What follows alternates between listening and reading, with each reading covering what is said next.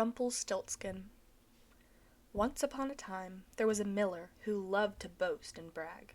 His flour was the finest, his house was the biggest, and his daughter was the most beautiful girl in all the land. One day the miller and his daughter were traveling on the road when they came upon the king.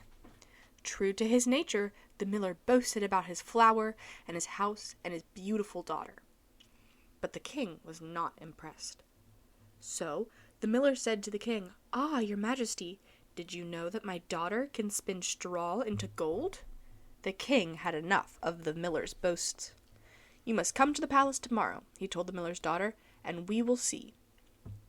Now the miller's daughter was as bright as she was beautiful, but she could not spin straw into gold. No one could.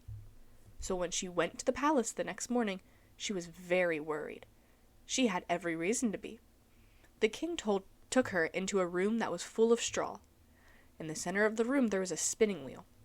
"You must spin this straw into gold by tomorrow morning," he told her. "If you do, I will make you my queen, but if you fail, I will imprison you in my dungeons for the rest of your life." Then he left, locking the door behind him. The miller's daughter trembled. "What has my father done?" she thought. "I knew his boasting would do us no good." But that night a strange little man appeared in the room. He was dressed in all red and had a long white beard. "What will you give me if I spin all this straw into gold for you?" the little man asked. "I have very little," said the miller's daughter. "I'll take that necklace you're wearing," the little man told her. Now the necklace had been a gift from the girl's mother. She hated to part with it, but she gave it to the little man. After all, what good would it do her in a dungeon? "Now, go to sleep," the little man said, "and when you wake, all the straw will have turned to gold." The girl had nothing to lose, and she was very tired. So she went into the corner and fell fast asleep. When she awoke the next morning and looked around, she could hardly believe her eyes. All the straw was gone, and in its place was gleaming gold. When the king came to check on her, he was amazed. very good," he said. "I'm not quite ready to make you my queen." He had more straw brought into the room. If you can spin this straw into gold by tomorrow morning, I will certainly make you my queen then," he promised. But if not, the girl knew what would happen. That night, the strange little man visited the miller's daughter once again. "What will you give me this time if I spin the straw into gold?" he asked her.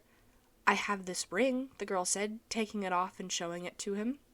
"All right," said the little man. Once again, the miller's daughter went into the corner of the room and fell asleep. And once again, when she awoke, the straw had been turned to the purest gold. When the king came to visit her, he was even more amazed. very good," he said. It seems the miller was actually telling the truth. Then he had the room fill with straw one more time. "If you spin this straw into gold," he told the girl, "tomorrow I will surely make you my queen." That night, the miller's daughter was again visited by the strange little man. "What will you give me this time if I spin all this straw into gold?" he asked her. The girl sat down in despair on the stone floor. "I have nothing else to give," she said. "Then," said the little man, "when you and the king are married, you must give me your firstborn child." The miller's daughter had no reason to believe she would ever marry the king. After all, he had broken his promise twice already. So she gave the little man her word. But the miller's daughter was wrong. When the king came back the next morning and saw the room filled with gold, he held out his hand to her. "Now I will make you my queen," he said. The king married the miller's daughter the very next day, and despite everything, they were quite happy together. 1 year later, the queen had a son. She had completely forgotten her promise to the strange little man. So she was shocked and saddened when one night, soon after the baby was born, he appeared. "I have come to collect what was promised me," he said. "Oh, please," cried the horrified queen, "do not take my baby." But the little man was firm. "You promised me your firstborn, and your firstborn I will have," he said. "I will give you gold and jewels," the queen said, crying bitterly. "I have no use for gold and jewels," the little man said, but he was moved by her tears. "All right," he told her. "I will give you 3 days. If you can guess my name, you can keep your baby. If not, he's mine." The queen was desperate. She called for the king. He ordered everyone in the court to look up every name that there ever was, and she sent the man to all 4 corners of the kingdom to try and find the little man. On the 3rd day, the royal chamberlain came to the queen. One of the royal messengers was out in the forest, he told her, and he saw something strange. "Bring him to me," the queen commanded. And soon the man appeared. He bowed low. "What did you see?" the queen asked. "I was deep in the forest," he told her, "when I heard a noise. So I crept closer to look. There, dancing in a clearing, was a strange little man with a long white beard." "Yes," said the queen eagerly. "Then what happened?" "He started to sing," the man told her, and this is what he sang. "The babe is mine tomorrow morn, though I may leave the queen forlorn. She'll never win my guessing game, for Rumpelstiltskin is my name." "Rumpelstiltskin!" the queen gasped. "That's his name? Rumpelstiltskin?" The next morning the little man appeared before the queen.